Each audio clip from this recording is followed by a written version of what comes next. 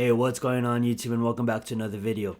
I want to take this time to thank all of you guys that's been subscribing, all of you guys that hit that sub button, all of you guys that been liking and been commenting on the videos, man. That means absolutely world to me, so thank you guys so very much.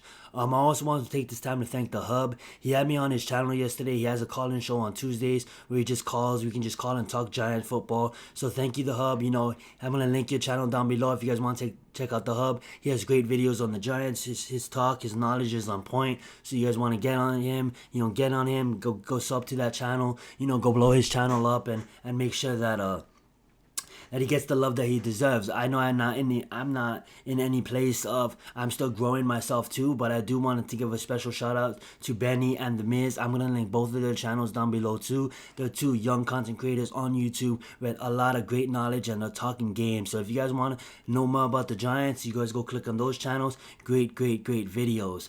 Also, I want you guys to leave comments, man. Thank you, Warlord. He left a good comment. He said, hey, I'm going to be here for the Giant stuff, and that's what I need. I know this channel is separated. You're going to talk UFC sometimes. Maybe we might talk some NBA. Maybe we might talk some other teams, but I want you guys to have a voice. I want you guys to leave a comment, be like, hey, I'm going to be here for the Giants videos. Alright, Warlord, I see you. I'm going to get out my Giants videos. We are getting closer to the draft, so I know there's some upcoming UFC fights that I am going to cover, but as of right now, man, I'm going to cover this. I'm going to surround this channel. I'm going to try to flood this channel with some Giant content for you guys, because I know that's what you guys want to see. You guys are here.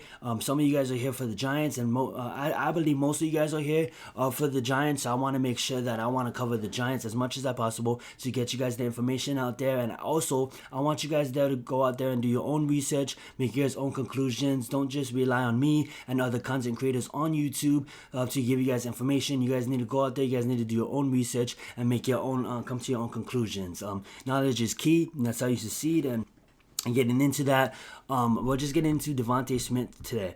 Now, I know we can go over his pros, we can go over his cons, but really, when you get down to the nitty gritty of this player, man, he's just an elite prospect. Now, pick at 11. I don't really care where we go, because I believe with this coaching staff that we can go anywhere at 11. If Rashawn Slater's on the board at 11, let's take him. Let's take Rashawn Slater.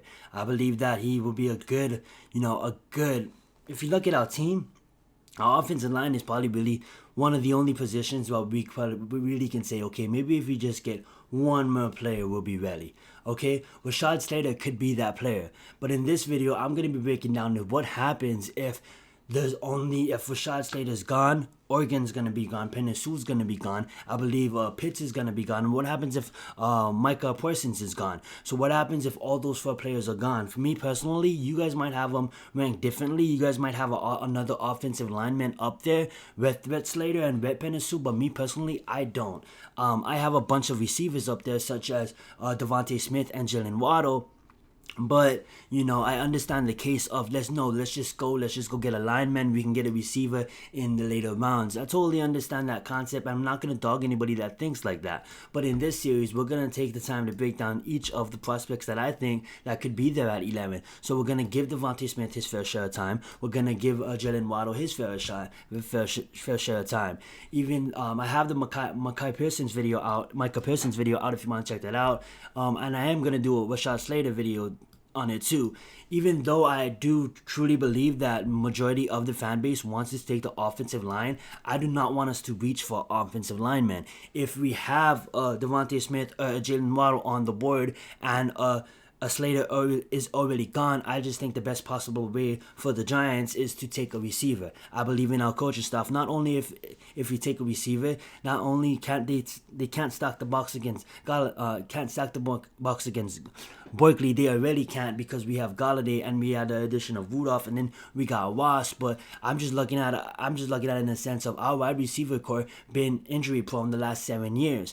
For the last 7 years, if you take out OBJ, and I want you to name, like, I don't want you guys to name anybody, but I'm trying to name like 5 receivers that really benefited, that really moved our organization forward.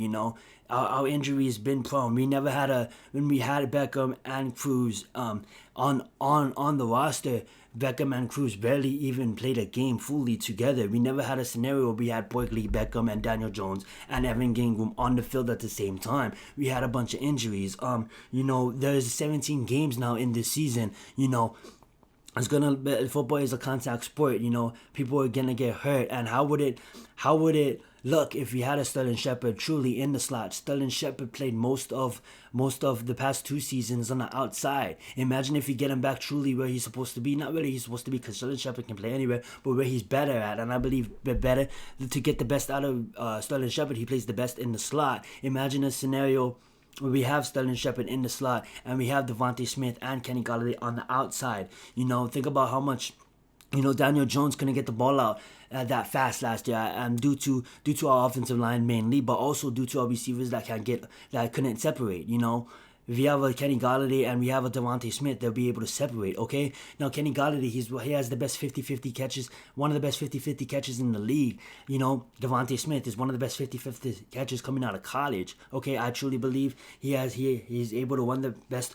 Yeah, he's one of the best route runners coming out in college. You know, I believe he's an athlete, man. He's an elite. You know what I'm saying?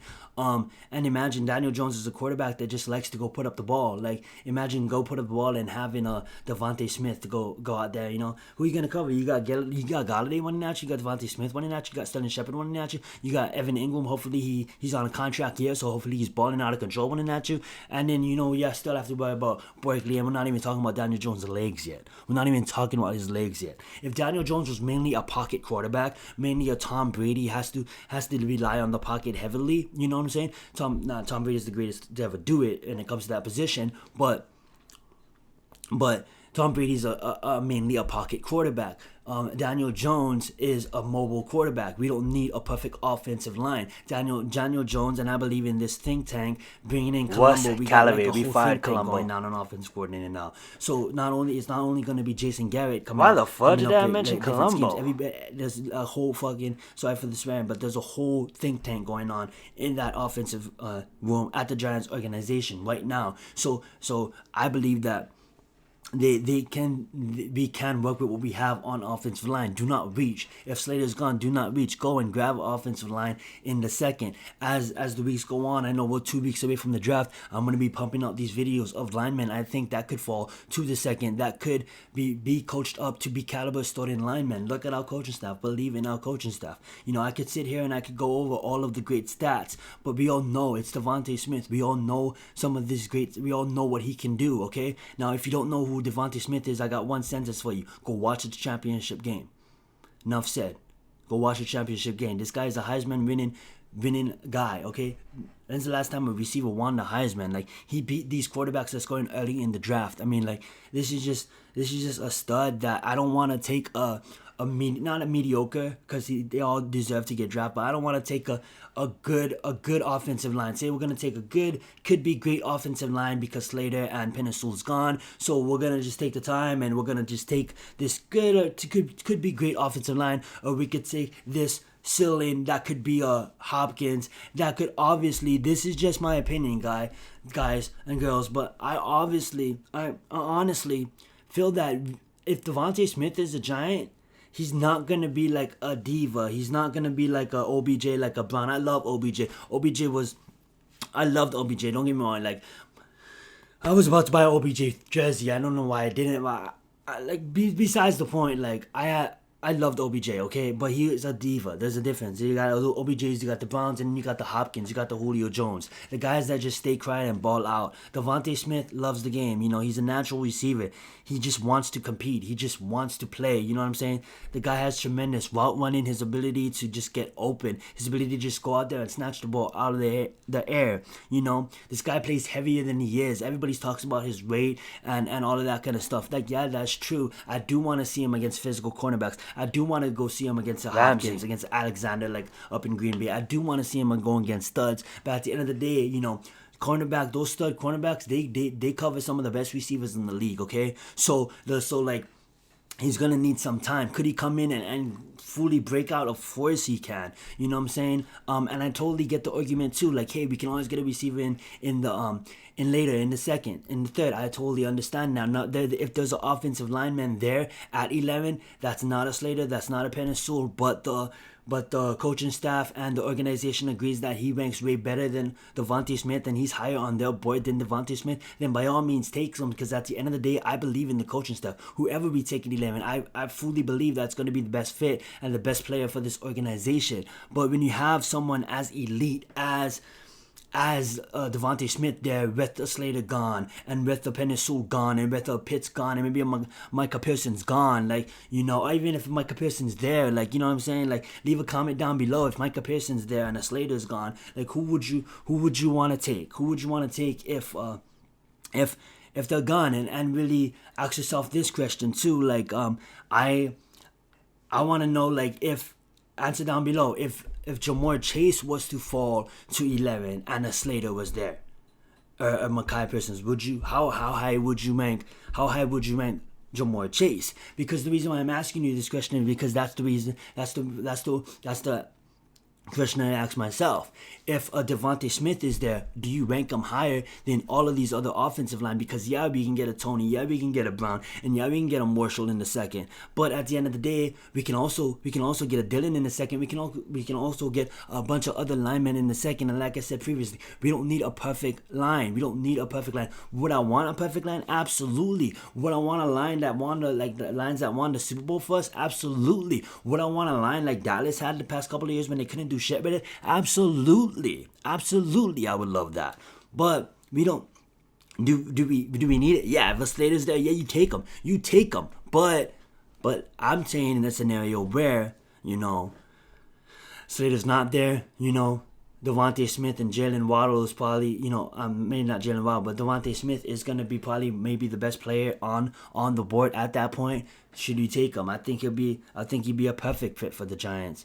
I think he'd be a perfect fit in the NFL. I know in the NFL, you know, receivers, you know, Chris Godwin was ranked 16th coming out. Justin Jefferson was ranked 7th in his class coming out. So no one really knows. All I know is we pick at 11. It's gonna be great with whoever we pick at 11. And if it's Devonta Smith, I'll be super happy. I'll be super stoked because that means the coaching staff believes in him, and I just think he'll help out everybody. You know, like I said earlier, we have the best 50-50 catcher in football when it comes to Kenny Galladay. We'll have Devonta Smith come up, you know, be the best 50-50 catcher from college. Obviously, you know, he's gonna need to work on some stuff, games played at a higher level, you know, but I believe he's gonna catch on real quick. I believe in this coaching stuff. I believe we'll get him up to speed, and by the time the season comes out, he'll just go out there and ball out, and hopefully we'll get an offensive lineman in the second. I'll go over the video like that later, but in the next video, what we're probably going to be doing is we're probably going to be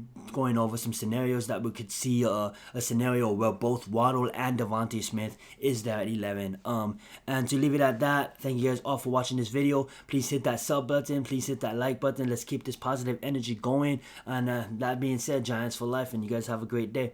Alrighty.